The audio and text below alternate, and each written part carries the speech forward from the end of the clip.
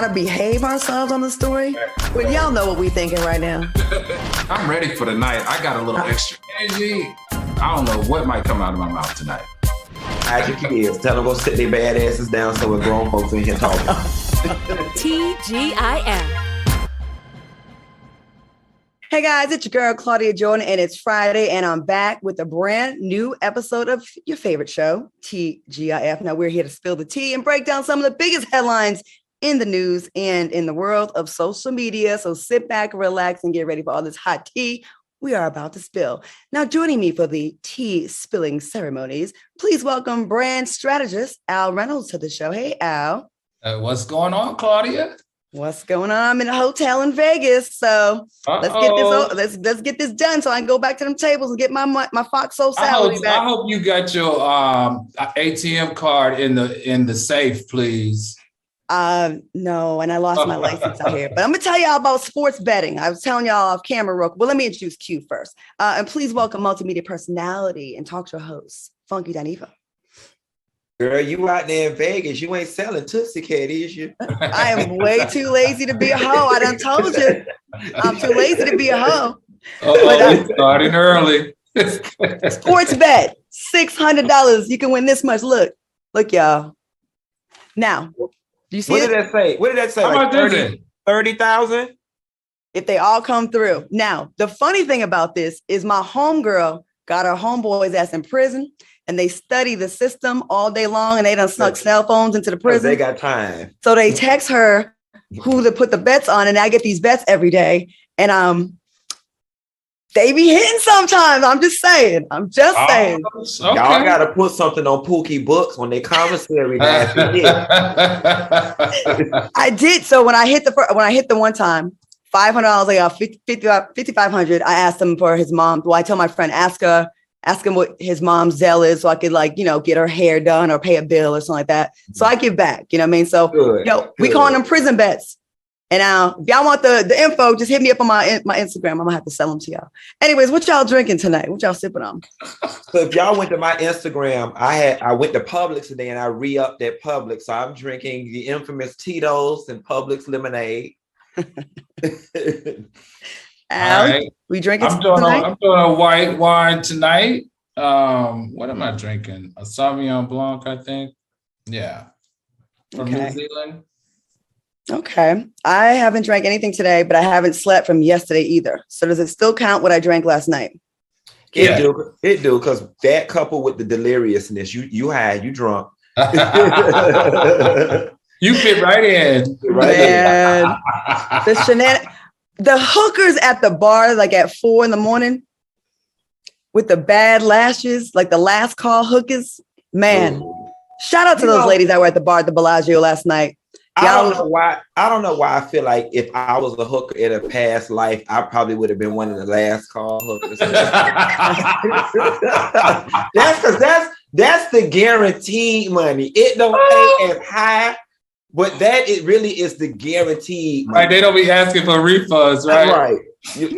There was 2 of them that had the worst fake lashes that I've ever seen, and they had the nerve to be bougie. It was like $4.53, and they was trying to holler at my homeboys, and they was like not going for it. And it was just so sad. It was sad, but it was fascinating too, though. You know, they was trying it.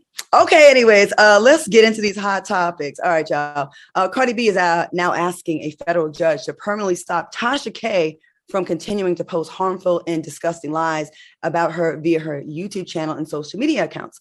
Now, according to a report from Billboard, in the new filings yesterday, Cardi asked the judge to impose a permanent injunction.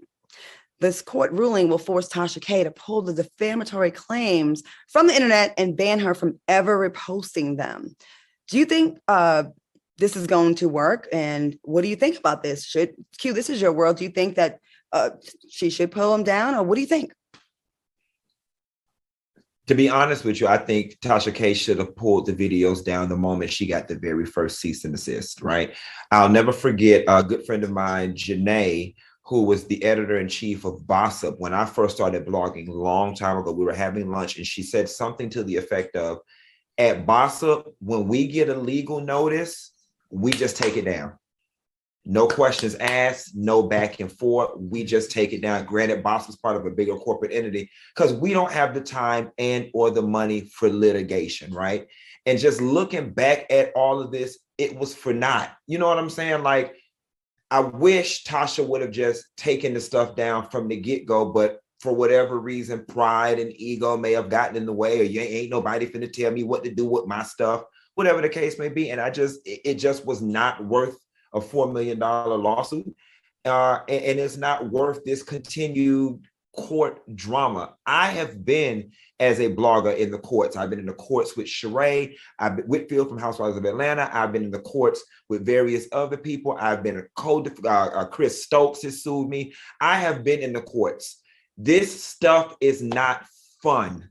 It drains your soul. It drains your life. You have it looming over you and you just want it to go away. So I'm pretty sure Tasha's somewhere just wanting all of this to go away. But Cardi B is not wrong. She's taking a page out of the 48 Laws of Power, which basically say if you're going to engage in war with somebody, you make sure you destroy them. And that's what she's doing. Hold up. Chris Stokes sued you? Girl, yeah. Uh-oh. What happened? Wow. I care more about this now. I know, right?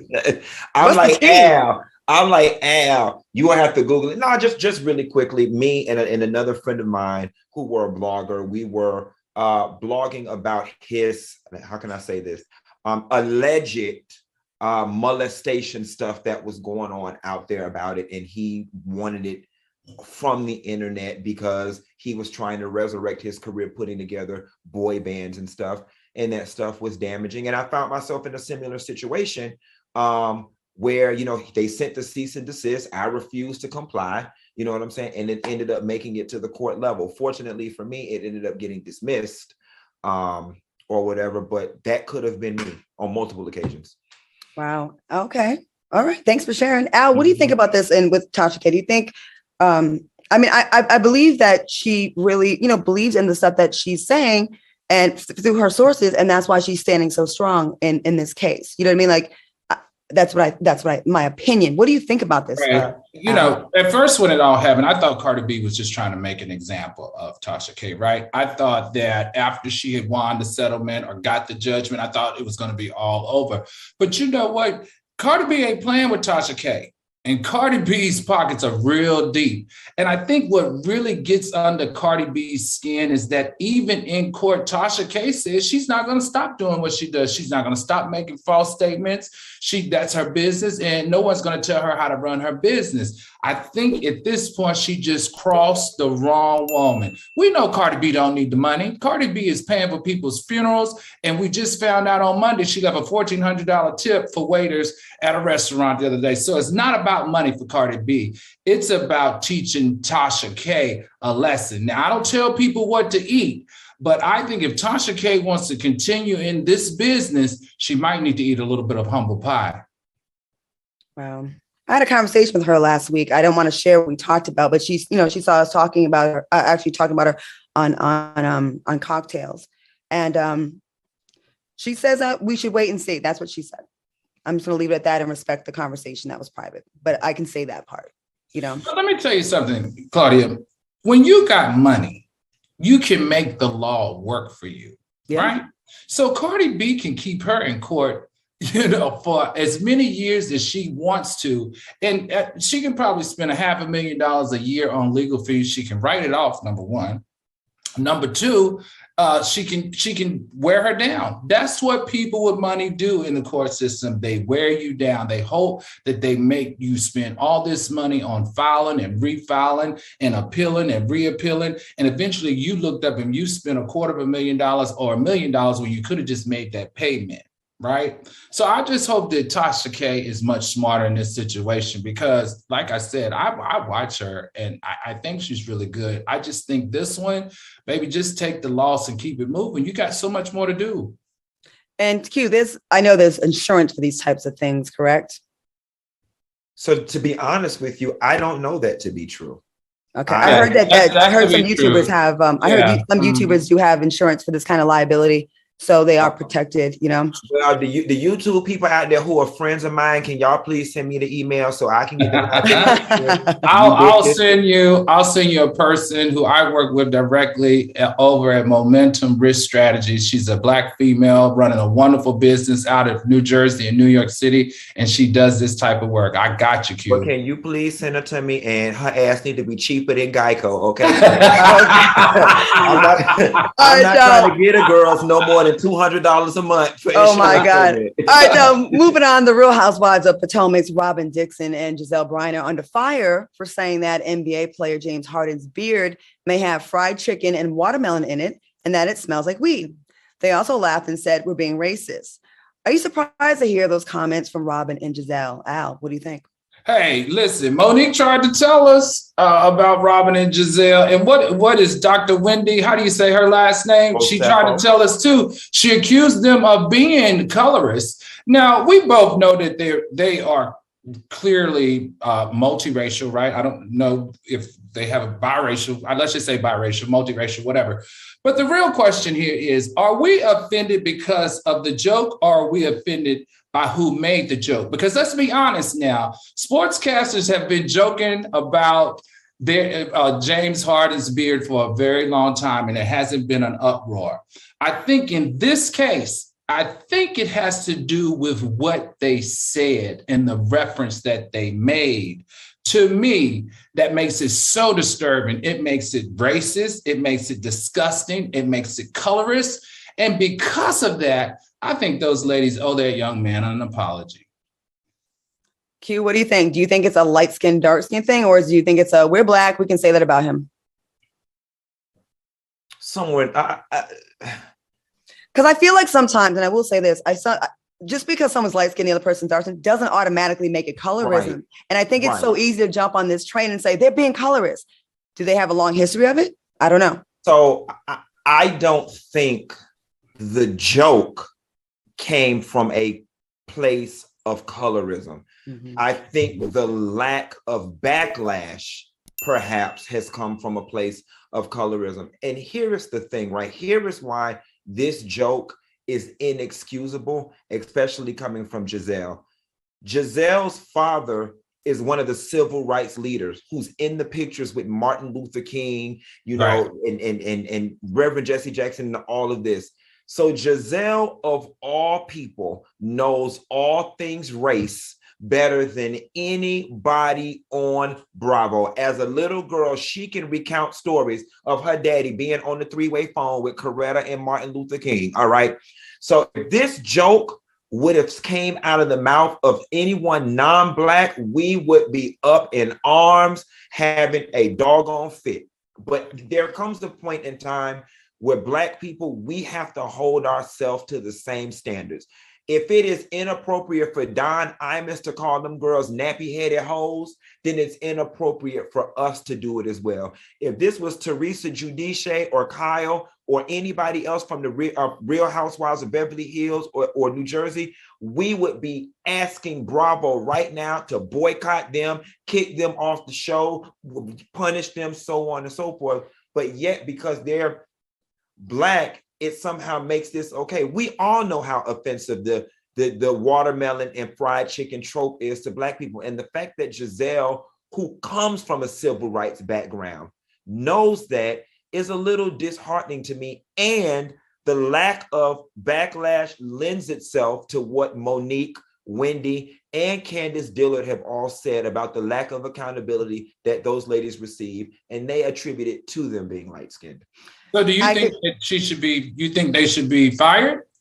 No, I'm not an advocate of folks being fired. You know what I'm saying? I don't think that they should be fired for this, but I think the Bravo press people need to be putting out statements, and we don't they need to do that whole song and dance that they do for somebody of another color when things like this happen. I don't think this warrants them being fired. I think we probably need to stop with a lot of it. I think things that were deemed okay, or they never really were okay, but people just did them anyways, years ago. We've all evolved and grown up to know, okay, these things are offensive, so let's not. And that goes for making fun of dark skin or making fun of light skin and equating that with being an effeminate man and being soft and dark skin. You know what I mean? Like both sides, we just need to stop and just, especially in a public figure now, like they have all these eyeballs on them now. Everyone knows them. So you're going to get a different type of backlash than you would if you were just unknown like that. They could have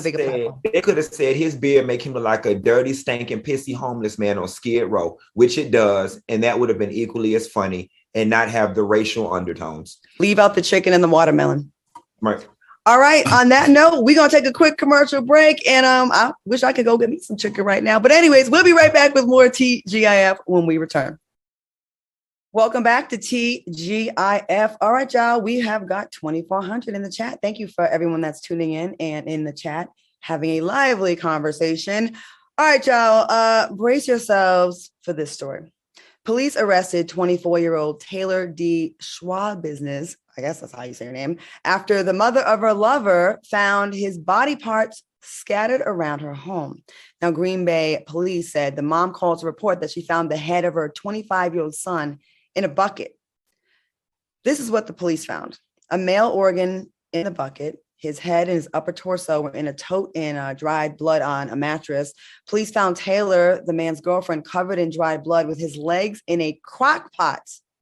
She confessed to the killing and said they smoked meth before having sex with chains. She said she choked him, went crazy choking him harder until blood appeared from his mouth and he turned purple. Now, when arrested, she asked the police if they knew what it was like to love something so much that you kill it. Taylor's being held on a $2 million bond.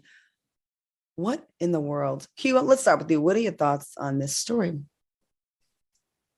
I was talking to a friend the other day, and I think that there is something greater going on in the world. I've never been a conspiracy theorist, but I think they are putting something deviant in the water, the chemtrails, they putting something in the drugs, because these like far-fetched, crazy behind crimes that we are seeing on a daily basis, penises being cut off and heads and buckets and people locking folks in basements and stuff. I mean, these are things out of businesses. Not to mention, I was calling the lady Taylor Shabusiness, okay, because it's spelled SCHA business. So I was calling her Taylor Shabusiness all day. But could you imagine how horrible that has to be as a mother? You go down the stairs and find your son head in a bucket. I don't even know if I would have had the strength to even be able to call the police. I probably would have just died right there next to the bucket. Shabusiness could have cut my ass up and put me in there with him, because that's how done I would have been. But overall, guys, I think we definitely got to stay prayed up. I think that there is something deeper that we have not gotten to the root of yet going on in this world. I agree with you. This was one of the most disturbing stories I've seen in a long time. Al, what do you think about this? I grew up in the 80s. So the crack epidemic, the heroin epidemic, nothing compares to this crystal meth epidemic. Like nothing else compares. This crystal meth thing, I will never understand what it's doing and how it's affecting all of the communities. And we know it's also affecting the African-American community quite a bit. But the interesting part about this story was, first of all, she was on house arrest, so she shouldn't have been over there. She snuck out her ankle bracelet. Second of all, not only did she decapitate him and cut his head off and cut his body parts off and choke him to death, but after she did all that, she had sex with him while he was dead, while he was beheaded. Something in this crystal meth is just causing people to be very demonic, and it's sad. And I'm like, Q, I can't imagine a mother walking down the steps to go check on their son, only to find at the bottom of the steps his head in a bucket. And the reason why I was there was because she said she was too tired after cutting them up, I guess she was too tired to take the bucket with her. Now that's crazy. I knew someone in LA that was a model that started off doing speed or crystal meth to manage her weight. She was a playmate and pretty girl. The effects, and then someone also on set of the show was doing it. It makes you a sexual deviant. It makes you crave sugar. And there's like no levels. Like the things that they do for sexual fulfillment is just beyond the realm of what you would ever think of in your normal non-meth brain. And I don't know why would you ever sign up for a drug that you know that is the end result? Like people that do crack the first time or meth, that's not a party drug. Like that is an escape this world drug and become a zombie drug. Bath salts. What is going on that's making people want to do these drugs in the first place, get away from their realities that are going and doing this? You know, no good will come of this. And this is sad. I read something which said she blacked out. Then she said the whole thing, have you loved someone so much? Have you ever loved something so much you wanted to kill it? No, bitch. No. Never done. No, we don't. I wanted it to stay alive forever. Like, come on. All right. We're not going to spend too much time on this. This is a dark story. Let's move on to this next one. D.L. Hughley shared his opinion on Ye's recent behavior in attempt to win back his estranged wife, Kim Kardashian. Now, Hughley shared that he believes if he is really Ye's friend, then sometimes that means telling him something he may not want to hear. Hughley stated he's stalking her. It's not cute. And if it was my daughter, I'd do something about it. Al, what do you think about DL's statement? You know, I find it very brave for him to say it. And I totally agree. I mean, I totally agree. It just was very confusing to me that he has all these people around him. And these are people that have kids themselves, who have sisters themselves, that have mothers themselves, and no one's saying, yo, bro, this is looking a little suspect. And I think Kim is trying her best to stay as politically correct as she can about this. But recently, like you said, Q, 2 weeks ago, she said, look, I'm starting to feel like my life is jeopardized. I mean, so I know she doesn't want that theme out into the main media, but it's a good thing that D.L. Hughley has brought it to light and causing all of us to talk about it. Q? Kanye West better be careful because Kim Kardashian is white adjacent.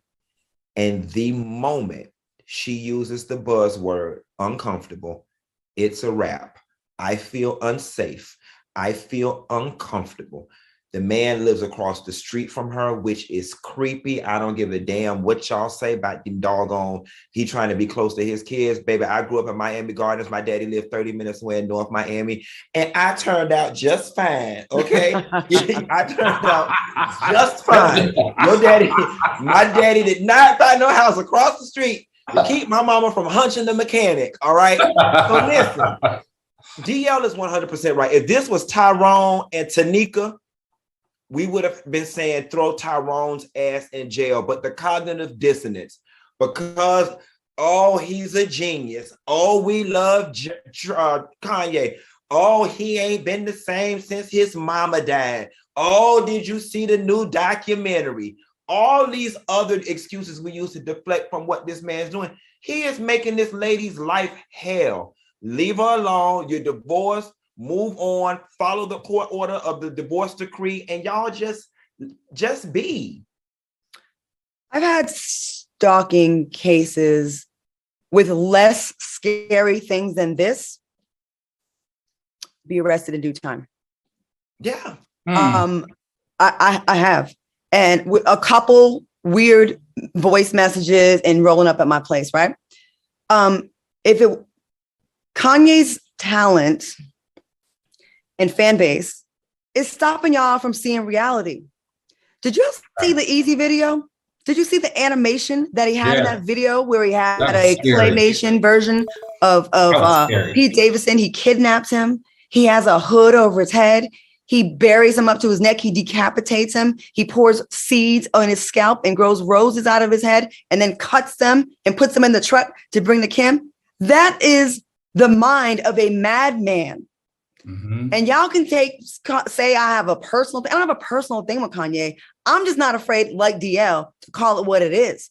Yeah. Y'all letting a hot beat and some lyrics. That's right. That are not genius to me. He's artistic and creative. Genius, y'all reaching. Y'all using that word too much, just like king and queen. Okay, so stop it. Because if this was done to your sister, the house thing, we said it was crazy at first, you know. I know, Al, you said it was for the kids, but now with all the other things in the context, it looks super crazy now. Right. how uncomfortable this girl must be. And y'all are letting your hatred for the Kardashian family because, you know, there's an argument to be made about the whole culture vulturing thing and, you know, borrowing from our hijacking our culture. That can be true. That's separate. Take your hate away about the Kardashians and think about this was your sister and how this man is behaving. I'm afraid for her. And y'all are enablers, you fans. You are enablers saying it's cute and it's funny. It's not funny anymore. No, it's not funny. And what's going to happen is because she's saving that ace card with the uncomfortable restraining order, worried about the kids. Because the moment she pulls that card, the whole Black community is going to turn on her. But she wouldn't be in the wrong because this is unsettling. And at this point, she has every right to use those buzzwords. And if anyone says it's because she's white and he's Black or what adjacent, no. It's because of what he's doing to her. Take the color out of it. It's not cool what he's doing, y'all. Y'all got to stop enabling this man. You're not doing him any favors. We're going to take a quick commercial break and have a Kanye-free rest of the show. No, we're not. We'll be back. We're going to try at least. Welcome back to TGIF. Shout out to the people in the chat, 2822. Let me read some of these people in the chat's comments about the Kanye and Kim thingy. Kim Brunson, let me see what she says. Bronson says, Kim is turning back white again. She knew he was crazy from day one. She ain't getting no pass from me because she's tired of Kanye now that he's turned on her. Started from scratch says, can we talk about how Kanye's messing up gas prices? Okay, I don't know about that one.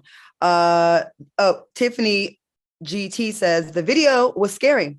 I'd be afraid if I were Pete. You never know what people will do.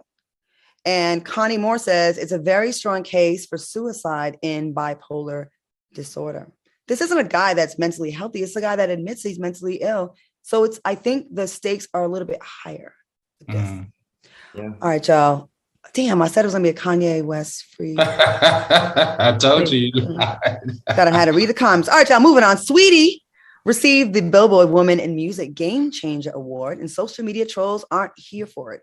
One person wrote, congratulations to her, but how is she a game changer?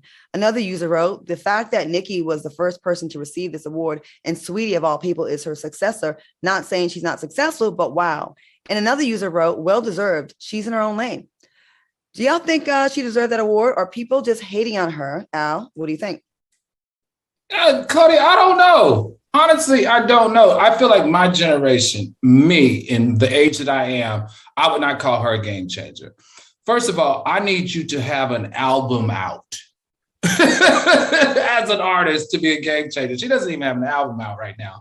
However, on the other side, what other American rapper female do we know that graduated from college besides Megan Thee Stallion? But, Saweetie went to USC, which is considered almost like an Ivy League. What other American female rapper that we know has done a great job with her endorsements? She has some of the largest endorsements that we've ever seen with YouTube and McDonald's. What other American female Black rapper do we know that does product placements all through her videos and has done a great job of building those relationships? I just feel like for her followers in the age group that she speaks to, which is probably that TikTok group, maybe she is a game changer. Maybe she does know how to monetize her business as a rapper and being a very smart female. So maybe that's the way that she's a game changer. But game changers to me are like the Little Kims, like the Nicki Minaj's. That's my age group that I would consider those women game changers, and how they change the narrative as rappers and how they change the focus of Black women in the rap game. That to me is a true game changer. I think we probably need to spend a little bit more time in 2022 redefining what celebrity means. And we also should probably spend a little time in 2022 redefining what a game changer is, because just off GP and off of looking at it, I don't know that I would consider her a game changer. Well, you listed off a whole bunch of things that sound like a little game changer-ish to me. Right, yeah. The endorsements are through the roof. She's got 13 million followers. And yeah, the people you named, we're in the same age group, Lil' Kim, Nicki Minaj, but Nicki Minaj got the award. So who else do you give it to?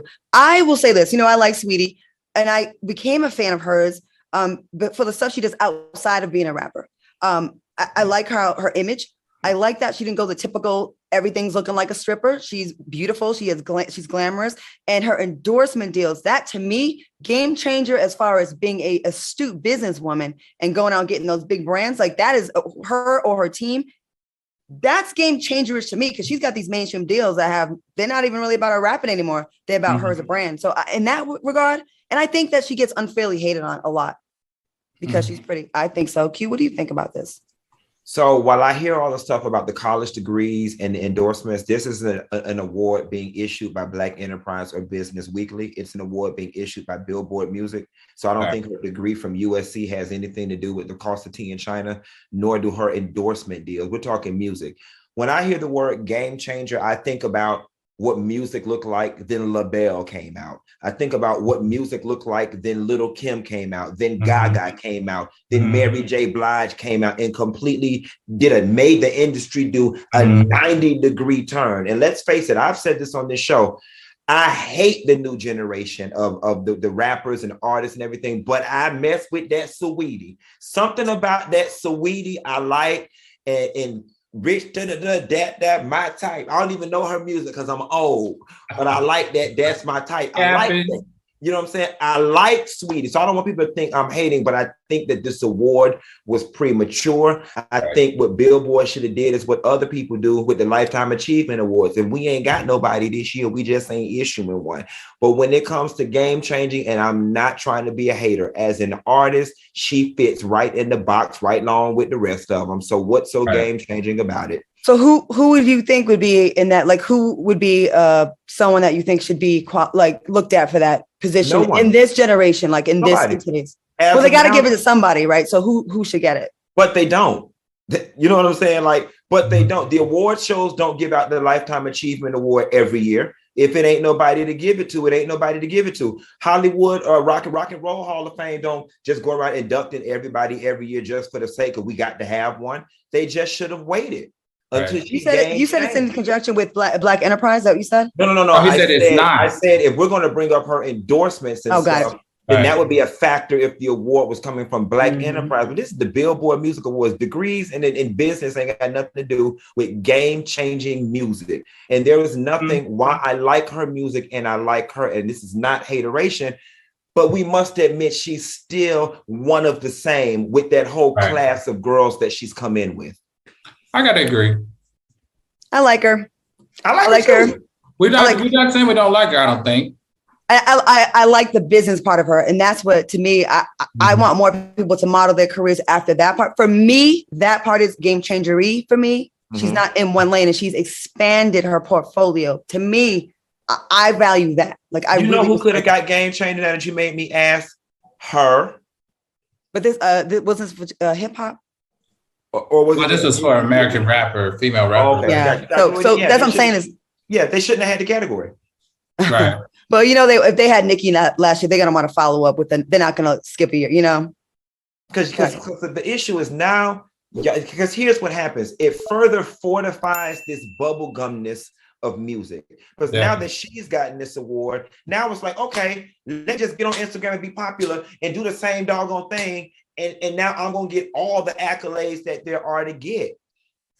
That's a society we're in now, though. And if actors, singers, rappers. Okay, let's just start with the basics. Like, at least for like a music Billboard award, shouldn't you have an album out? Not anymore. They don't really, no one does albums like they don't really do people like that. That's problematic. Yeah, we don't. It's right, but the reality is people don't really do that anymore. The scenery has changed where it's about your narrative. It's the social. It's different now. It's not like our generation. It shouldn't be. I think that's probably why we need to redefine it. What's sad about it is I would hope that institutions like the Billboard, the Grammys, and the Oscars would be the one people who try to keep the fabric of the music business intact, keep the integrity of the art intact. They should not be falling victim to the Instagram hype and all of that stuff. Right. I don't even care for it, but if anybody that I think from this new class of girls is game changing, and I can't believe I'm about to say that, it would be that damn Doja Cat. People saying that. The chat, well, you know, a lot of people in the chat are. Good point. You got a good point. It would be Doja Cat. No, you got a good point. A lot of people in the chat are agreeing. That's who they're saying. They're saying Doja Cat or Meg Thee Stallion. And I can't tell you one thing Doja Cat sing, but I see her enough to know that it's a little different. I'm like, that different. Yeah. Okay. Maybe it's the phrasing game changer that we're okay. Well, let's move on to some music that's more from our generation. Popular 80s singer Morris Day is calling out Prince's estate and saying that they won't let him use the name Morris Day and the time. Now, Morris Day shared the following message on social media. I've given 40 years of my life building up a name and legacy that Prince and I came up with, a name that while he was alive, he had no problem with me using. However, now that Prince is no longer with us, suddenly the people who control his multi-million-dollar estate want to rewrite history by taking my name away from me, thus impacting how I feed my family. Al, what do you think about this story? Oh, Morris Day. Hold on, Al. All right, Claudia, send us to a commercial and let's answer that when we get back. Okay. All right. We'll be right back. I missed it.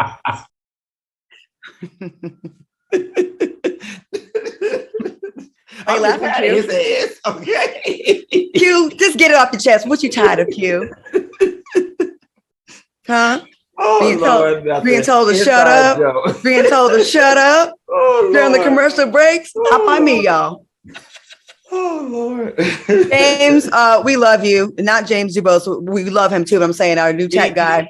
He's a new guy. We giving him a hard time. We got a guy in the back. It's his job to keep us in check. And when we talk, it's his job to be like, quiet on set, like be quiet or whatever. And so on commercial break, I was just like, I'm tired of his ass talking to us like this, but it's all love. We're joking. It be giving me like police sometimes a little bit though, right? Like a little. I be feeling like we in trouble, like I'm in detention or something. Oh, Lord. All right, y'all. And yes, my new eyes, they working, but sometimes I'll be missing. So thank you, Q. And just so y'all know, it's all good with us. Like he's here. We are each other's safety nets when that happens. All right, y'all. Let's get into the story. Some of y'all might be interested in this at home because the PPP has run out. No, we're talking about Morris Day. What happened with Morris Day and the time, girl? Oh, shoot. I forgot we was talking about that. I skipped my brain pills yesterday. Yeah, all right. Let's go back. So who talked about it? Al, do we talk? I'm going to talk about it. I got you, baby. Here we go. So all right, go ahead, Al. Morris Day, we all love Morris Day. He's definitely in our generation, and you guys know I was a private banker. And so I used to work with trust officers with Here we go. I get it. So Q. I used to play bass with Prince back in what you don't know is I used to be a drummer. This is a deal. So unfortunately, Prince didn't leave a will. So Co-America, his bank, is now becoming the trust officers for his estate because it's in probate. And the thing that Morris Day did wrong was he filed for a federal trademark registration using one of Prince's intellectual property. So what is the estate supposed to do? They are supposed to decline it because they haven't reassigned it hasn't made it through probate yet to assign who is actually in charge of the estate. Now, the funny thing about this is that Co-America has worked with him and said, listen, buddy, we want to work with you, but you can't file for a federal trademark registration in using Prince's intellectual property. It's not going to work. Now, we'll work with you, though, but he wouldn't wait. I don't know if he just jumped the gun on this one, and I don't know how it's going to shake out for him, but hopefully when the probate is over and the people are assigned the estate, they'll work with Morris Day because this is how he feeds his family. Q, what do you think? Al, I must say, brother, I love you for the research that you're able to give these topics because I was ready to come on this thing and go in and let have on Prince people, because y'all was, I was about to say y'all wrong. If Prince was alive, he would have Morris Day using that. But looking at it, you're absolutely right. Like, I think that they probably would have had no problem with him continuing to use the name informally, as I'm sure he was. You flying under the radar, ain't nobody even bothering you. But when that alert went off because you sent that trademark thing in, at this point, these people are doing what they're supposed to do. And quite frankly, if they're doing their job the way they're supposed to do it, because now you've showed your hand and what your intentions are, they're probably going to decline your behind in the future. Because although you are part of Morris Day stuff, that's print stuff from a high level, and it's their job to protect all of his stuff. So Morris Day, I think you were a little premature, and you might have screwed yourself in the long run in doing so. So unfortunate. So much stuff around the, with Prince dying so unexpectedly. I want to shout out Benjamin Jimison. He's a director and he's close to the family, and he has a relationship where he had a relationship with the family, and he's actually trying to raise money to produce a documentary on Prince and his life called The Royal Loss. Please check him out on Instagram. I'm not endorsing him this is a commercial for him, but a brother that's trying to get to the truth of some of the stuff, because there's a lot of mystery around this that we don't know. A lot of things that we'd like to know. All right, y'all, moving on. Let me get back to my story I was about to do when I forgot about Morris Day. Who I might have to be working at if I keep messing up like that. Target is raising its minimum wage to $24 an hour, which is a big jump from its current rate of $15. Now, the new wage is part of a company plan to spend an additional $300 million on its labor force this year, which includes healthcare coverage for its workers.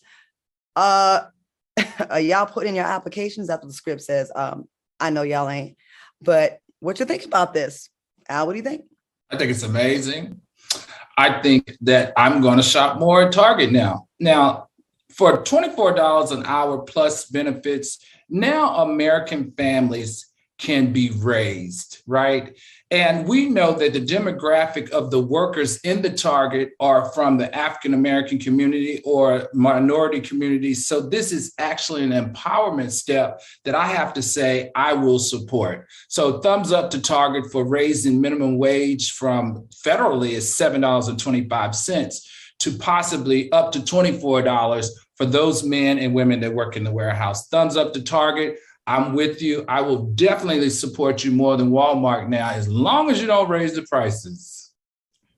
Shout out to Target for doing what the rest of corporate America claims that they will sacrifice and lose too much profit for. However, will we survive on only $50 million a year as our CEO? And Target did what's right. And I love me some Target. I'm not going to shop more at Target because I can't possibly shop more at Target than I already do. You go for one pillow, you leave like $475 worth of stuff. Q, what do you think about this? So I just want to, the devil is in the details. And I just want to make sure that we don't mislead America, because the article also spoke that this would only take effect in high cost of living cities. And I think they're going to start with New York. So Susan in Boise, Idaho, I don't want you to think that you're going to march your ass down there in January and get $24 an hour, because you're not.